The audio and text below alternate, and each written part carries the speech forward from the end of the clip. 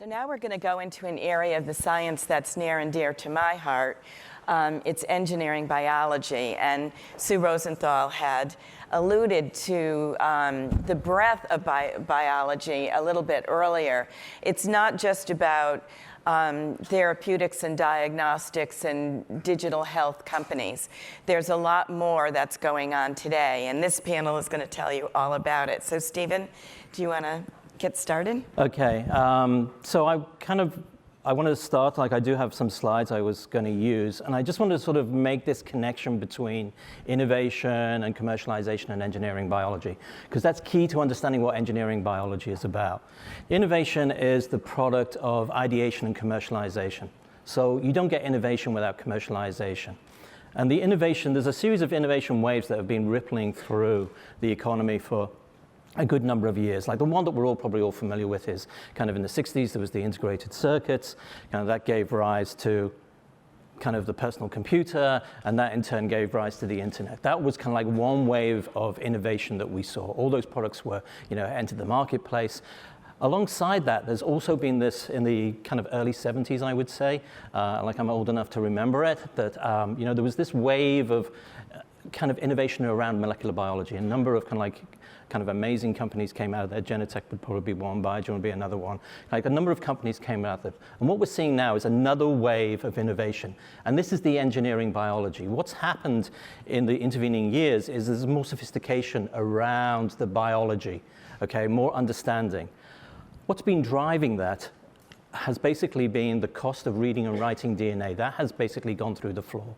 So our ability to read, sequence DNA, understand what DNA, the various nucleotide codes that are in DNA, the cost of that has gone down, and subsequently also the cost of actually producing DNA, making little kind of chunks of DNA has gone down as well. And that's given rise to this second wave of engineering biology that we're seeing now.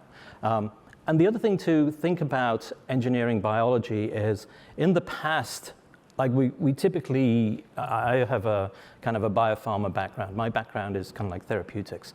And that's where we've always thought that biology has been kind of like most prevalent, okay? But what's happened in the intervening years is that ag tech, kind of food side of things, the industrial side of things, even consumer side of things has increased as well. So this innovation isn't just therapeutics anymore. It's kind of moving into other bits of the economy. And alongside this, if you think of the last century, the 20th century was based on the oil economy, fossil fuels. And that gave rise to organic chemistry. And a lot of the products that we had at that time, the fuels, the food, and the drugs, all had a basis in organic chemistry and were derivative of fossil fuels. What's happening in this century is the growth of the bioeconomy, where it's based on biology. And this engineering biology is going to give us the food, feeders, and healers going forward. Okay, and this is where kind of IndieBio and SOSV works. And this area of engineering biology is what a lot of the companies that we work with work in this area. We've got over 1,000 companies. We've got just over $1 billion under management. So we've got like a huge number of companies that are exactly in this area. And we invest in and we can like grow these companies. And engineering biology, as I said before, like, the 6 major areas, it's therapeutics, industrial biology. A lot of that's around sustainability, greener kind of manufacturing processes. There is a consumer element to this. Biomaterials. Biomaterials are a huge thing. Okay, so biomaterials, food tech and ag tech, again, the food that we eat is changing. A lot of this is coming from biological products, devices and diagnostics, and also computational. So these are the companies that we typically work with. We're going to be having our new home. It's going to be at 7 Penn Plaza, as I've been going on about this for a long time, but it's actually coming to fruition now. We should be moving in round about demo day, and we're going to be making a big splash around that. It's going to be a split of labs. So there's going to be BL2 labs there, and also co-working space and office space, and also kind of an event space as well. So lots of great parties coming up. Okay, I'm going to hand over to my colleague now, Dylan, who's going to tell us a bit about HACS and give that some kind of perspective. So Stephen, just a couple of questions just to clarify. So you run SOSV and IndieBio in New York City? Yes, okay. So I'm GP at SOSV. I'm one of the GPs there. I'm also managing director of IndieBio in New York. There's an IndieBio in San Francisco. There's also one in New York. SOSV is a venture fund. So there's a fund over all of us. And we have IndieBio, we have something called Orbit, and we also have something called HACS as well. And just, so our last panel talked about genomics and genome editing, which is all about reading DNA, right? And just for our audience, some of whom are lay people, to understand. So by reading the DNA, we basically learn that there's 4 basic building blocks in DNA, just like zeros and ones, which are the binary digits in software, right? Mm-hmm. So now you can actually use those 4 basic building blocks like binary digits to write software code that can be then translated into biological products that can be made with a more sustainable basis, right? Yes. Is that fair? Yeah, so this ability to read and write DNA, that's crucial in being able to basically write the software for biology. Going forward, that's what we're able to do. And you know, as you exactly put it, it's kind of like, it is kind of like the core technology that everything else kind of like grows from. Right, thanks. Awesome. Thank you so much. Thank you, Stephen. So I'm Dylan. I'm an investor at HACS. We're the hard technology arm of SOSV. So SOSV's 2 core focuses are life sciences and hard technology. So Stephen runs our IndieBio program, the life sciences side. I'm over at HACS, which is the hard technology side. Really quickly, going back to a point that, a great point that Stephen made in his slides, was that we've seen these really exciting waves of innovation. First, with hardware, and then personal computing, and then into software. And our real focus is really taking into account the fact that for the last 30 years or so, a lot of investors have really been focused on software, right? On financial technology, on apps, on cloud, et cetera. Most of you are probably familiar with the famous Andreessen Horowitz thesis, software eats the world. So at HACS, what we're thinking about is that software is eating the world, but it's actually the hard technology that's giving that software teeth, right? So software doesn't just run on its own, it runs on hardware. And for the last 30 years, most of that hardware really has been built, and that ecosystem has happened on personal computers and in our own consumer lives. There's a huge wave of innovation that's happening, which is what we're really excited about and what we're focused on at HACS, which is all the other types of novel hardware, novel chemistry, robotics, materials, et cetera, that are really coming to fruition in areas like manufacturing and biology and construction and material discovery, et cetera, all these areas. And people are making novel inventions in hardware, and then software is then running off and eating the world again, but it's hardware that's really breaking through and allowing the opportunity for that. So because of that, because building hardware is a little bit different than building software, we invest in a little bit of a different way as well. So we have a 25-person engineering team globally across mechanical, industrial, electrical, chemicals, materials, supply chain sourcing, et cetera. So when we make an investment at the pre-seed, which is where we always start, if there's a pre-seed founder, someone who's looking to raise that first check, I'd love to talk to you in the audience, or if you know someone, please come find me. Always hungry for deal flow. But we start super early at the pre-seed when someone has just invented something or is trying to scale that out of a lab or out of a workshop. We jump in and we provide some pre-seed capital, but even more so, we provide resources. So engineers, insight, the ability to jump in, with a history of 400 investments across hard technology over the last decade, we know how to build hard tech. So not only have others not been investing in it, they don't know how to invest in it, they don't know how to build it, and that's really what our focus has been. So maybe the elephant in the room, like we're hardware people, so like why are we here today at this biotech conference? We see hardware as kind of coming together with life sciences and biology in a couple of exciting ways. One is an accelerating discovery. So huge number of discoveries that have happened in the lab. A lot of those are a result of automation or of increased processes or faster processes that are happening with things like robotics or microfluidics, et cetera. It's a big area of investment for us. Some of you in the audience are probably familiar with Opentrons, the lab automation company that might live in some of your labs. We were the first investor into Opentrons, and Opentrons is actually a New York company, was born out of NYU's ITP. So that's an area we're super excited about. And then, all of these innovations and inventions that are happening in the lab, they need to scale, right? So that's the other half of the coin, which is how do you scale those? You have people doing novel gene therapies with viral vectors, and they're trying to use bioreactors, right, that were built for proliferating yeast or bacteria, and that doesn't work really well for some of these new therapies, for example. So we have folks focused on that. What's the new infrastructure that's required to scale some of these things? That could be bioreactors, that could be robots, it could be other types of infrastructure as well. But that's why we're here, and that's what we're really excited about. And you're a sister organization to IndieBio. Exactly. But you're located in Newark, so there's this symbiotic relationship between New York and New Jersey here. Yeah. Why Newark and New York? And you can get back and forth really quick, right? Yeah. Yes. Between the two facilities? Yes, it's, well, we are in New York, as I said, we were originally in San Francisco, and we got invited to come to New York, New York State. ESD invited us to come to New York and set up IndieBio. IndieBio, kind of reinforcing what Dylan was saying, is kind of like the first institutional check into companies. We go early stage, so we're pre-seed where we make our investment, and we do go very early. These are far from perfect companies, but we believe that's where the value is, or the value that we can gain from them, going in very early and being able to sort of accelerate them through their process. So being able to have, you can talk about hacks more, but having hacks in the neighborhood was all part of what ESD wanted. It wanted a nucleation of activity in New York State, in the tri-state, wanted to sort of move the center of gravity towards New York. Yeah. So for us, New Jersey has a really great industrial culture and an industrial history. And we were really fortunate to partner with the NJDA. I know there were some folks this morning from the NJDA that spoke.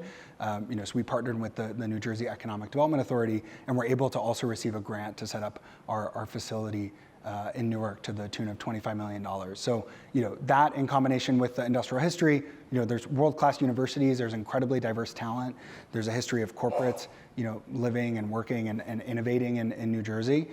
We certainly see it as a part of this larger ecosystem that's developing, between New York and New Jersey. But yeah. Great, well, it's very exciting. And just to give a little bit of an idea of the scope of what you're doing, you just had a climate change sustainability meeting last week. How many people attended that worldwide? We had a global climate tech summit. I think we had close to 1,500 attendees worldwide. And lots of folks that are, I know now, consuming online. If you go to SOSV Climate Tech, or if you Google that or go to sosvclimatetech.com, you can see the videos and the great programming that was organized from that event. Well, that's great. But I think what it does is it shows you the level of activity that these organizations are generating for the area, and that can only mean further growth. So thanks. So Ellen, you and I have been working together for a long time. Yes, we have. I'm so excited about your new company, Aanika Biosciences. Tell us.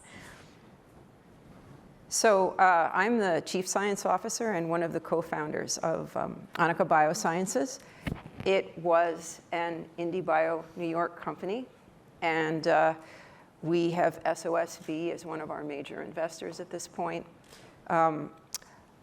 What we did was we started to build a company around the idea that you could put information into DNA. So DNA can not only be functional, but it also can contain information the same way you would have an ASCII code.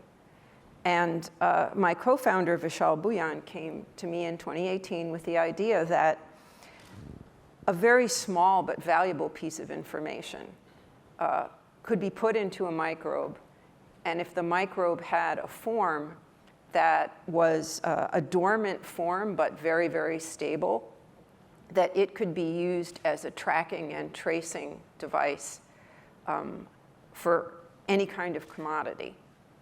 We've chosen food and ag tech because we think it's an extremely exciting area to focus on. And we started our lab in 2018 in Industry City, which is a complex in the area of Sunset Park in Brooklyn and has a huge variety of businesses in it, but a lot of food tech type companies.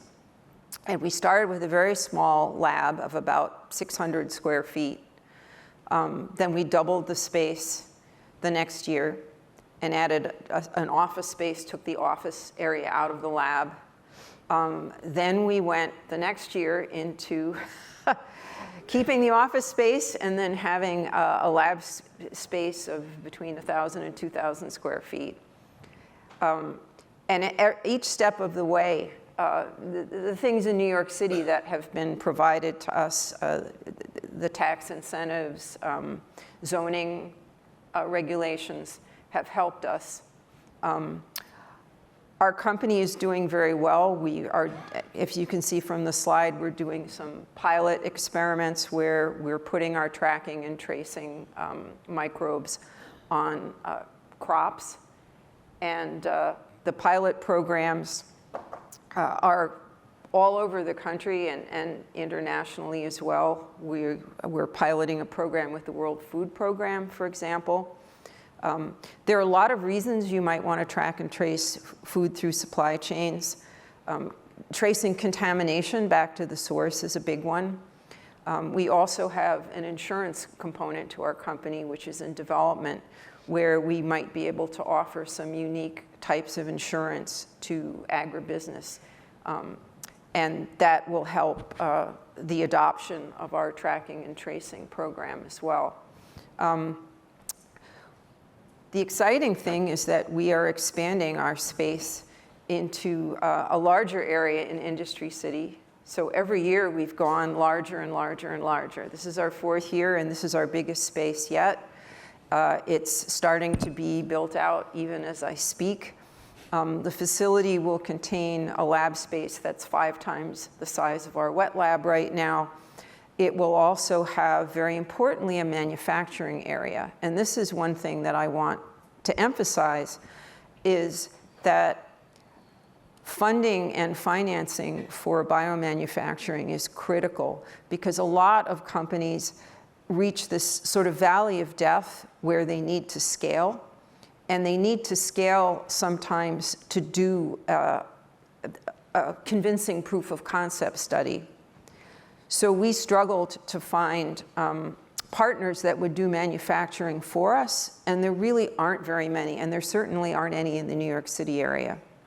So having those biomanufacturing capabilities, fermentation capabilities for both small molecule synthesis and for biopharmaceutical synthesis, for the sort of stuff we're doing where the microbe itself is the product, that's really key. So we will have a small facility in the corner of that. Not so small, we're going to have 10-liter bioreactors, which are pilot scale.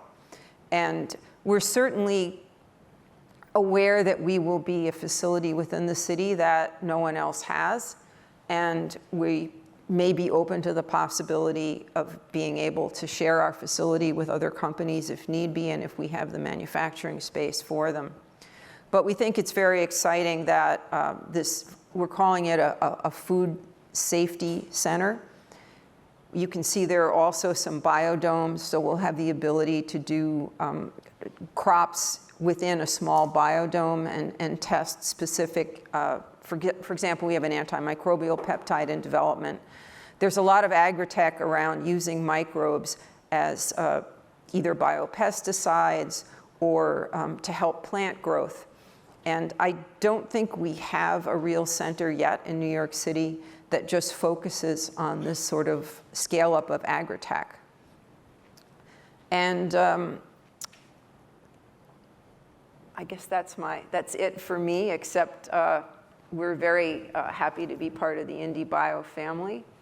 And we look forward to our greater future in the New York area. So your new facility is 27,000 square feet now, right? Yeah. And how many employees do you have? Right now we have about 20, Okay. but we're looking to at least double that.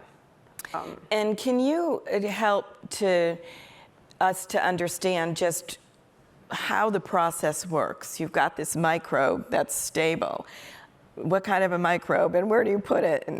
It's actually a microbe that's used in probiotics, Bacillus subtilis, and it's completely harmless to humans. We are on our way to getting this letter of sort of that we are safe with food from FDA. It's called a GRAS designation. And we've already filed with them. We've had talks pass through with flying colors. It's an interesting thing because it's a microbe that's also used in certain like traditional fermented foods.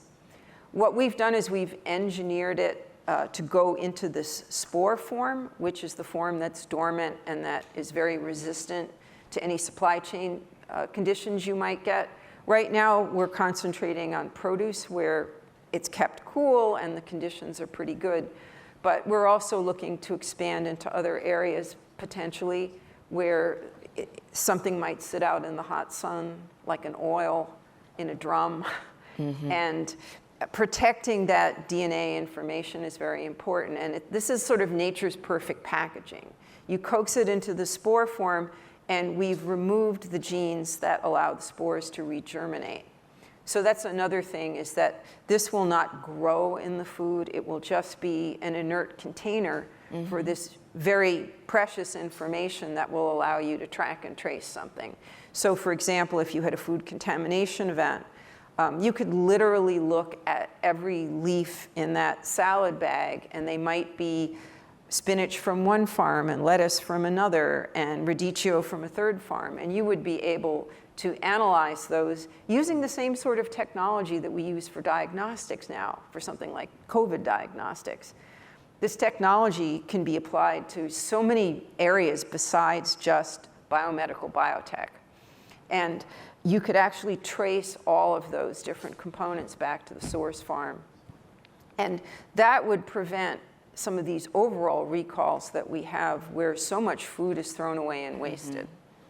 We're hoping to speed up the process of determining exactly where the contamination comes from and being able to pinpoint the source and limit the economic damage to farmers. Great. So Stephen and Dylan, what are your favorite companies that have come out of your programs? Like, this is like science fiction, right? Let you go first, and I'll think about it. Investors always say it's like making us pick a child. Maybe going back and thinking something a little bit tangential, to what they're building. We have a company called Allozymes, which does really rapid enzyme discovery. So something we were actually talking about last backstage was that you have these inputs to various biological or pharmaceutical processes that require a huge amount of natural materials. So for example, one of Allozymes' customers is a cosmetic company, and they take 10 tons of tomato skins and they process those down to 3 kilograms of a cosmetic ingredient that they use for a product. So you have not 10 tons of tomatoes, but 10 tons of tomato skins. So if you imagine how many tomatoes that is, it's a lot of tomatoes. And they're turning that into 3 kilograms of a product for a very expensive cosmetic product. And what Allozymes is able to do is they're able to replace that biological input with an enzyme. And they've been able to do that because they have a platform that discovers enzymes. So if you're familiar at all with enzyme discovery, typically a multi-year, multi-million-dollar process, not very efficient, requires a lot of money, very capital intensive. They have a microfluidic platform that relies on little droplets that basically goes through and can test hundreds of thousands or millions of enzymes to find the perfect one. And then you can create a drop-in replacement. So you're no longer relying on tons and tons and tons of biological inputs of things like tomatoes or whatever it is, and you can instead replace those with biological catalysts like enzymes. And Allozymes also helps companies with scaling up the production of those enzymes as well. And that's really transformational for everything from pharmaceuticals, to textile manufacturing, to consumer products, et cetera. So that's amazing. The impact on the planet, right? Absolutely. Yeah. And that's a company called Allozymes in Singapore. out of the National University of Singapore. Wow. Okay, I'm going to try and trump that. So I got Halamine out of Cornell, upstate Cornell. So they make something that's called a chlorine extender. So chlorine products we use every day on surfaces to get rid of microbes. But the chlorine, it doesn't stay active for long. It stays active for about 10, 15 minutes. After that, if bacteria comes along, the chlorine doesn't function as an antimicrobial. They've created a polymer, a biopolymer, a clear biopolymer that you spray on surfaces, and then you let it dry, and then you come along later with your chlorine product, and it will stay antimicrobial for up to 3 weeks. Okay, so that's kind of, and this company came out of we call it our pandemic cohort. So we started actually right at the beginning of the pandemic. I think it was March 2020, something like that. And we did a call for companies that could help with the pandemic. And this was one of the companies that came in. And they've done super well. They got, so the CDC kind of approved the assay that they were using, and kind of credited it for being able to sort of kill not just coronavirus, but also norovirus and a whole load of viruses and microbes and everything like that. And during the program, they got very hot, okay? There were investors that were super interested in them. And the biggest ones that were interested in were these large janitorial service companies. Diversey and I think Rent-A-Kill was another one. So they wanted a piece of this company because they saw that this would be great for them. You know, the cruise liners, the janitor would only have to go around once every so often, not have to go around every 15 minutes to clean surfaces. So they've done really well. They've just done a big raise, I think it was last week. So they're one to watch. New York company out of Cornell. So that's one to watch. Amazing. Any questions? Yes. Fascinated by your barcode technology. Do you have any consumer issues with regard to product attributes like non-GMO or anything like that? How do consumers? So we've discussed this over and over again internally, and we're proudly GMO. We believe that the future of biotech, consumers have already accepted biomedical GMOs. All of the products of modern biotechnology are the result of genetically modified organisms. And a lot of our food supply is already modified, and as things like climate change make it harder and harder to quote unquote naturally come by a different variety that can resist a drought environment or extreme flooding or some of the other challenges that our crops are facing, the diseases that are now coming north because everything is getting warmer, all of those things are going to drive biotech solutions that are going to make such a big economic impact. The other thing I think is very interesting is look at the success of the Impossible Burger. I mean, that's a GMO product. The hemoglobin was originally produced in a GMO manner, and that didn't seem to bother consumers at all. So a lot of it, I think, is the framing of GMOs. And yes, there is a very vocal anti-GMO component to the public discourse, but I don't think that the average person is as averse to this sort of thing. That new bioengineered label is coming online now, so we'll see. But frankly, I think a lot of consumers are not as concerned. And there are surveys to show that. So we partner with a lot of fresh foods companies, and a lot of those varieties are already some of the things that we've tagged with our markers, like corn and soy are already bioengineered products. Well, thank you. Very, very exciting. Thanks. Thank you.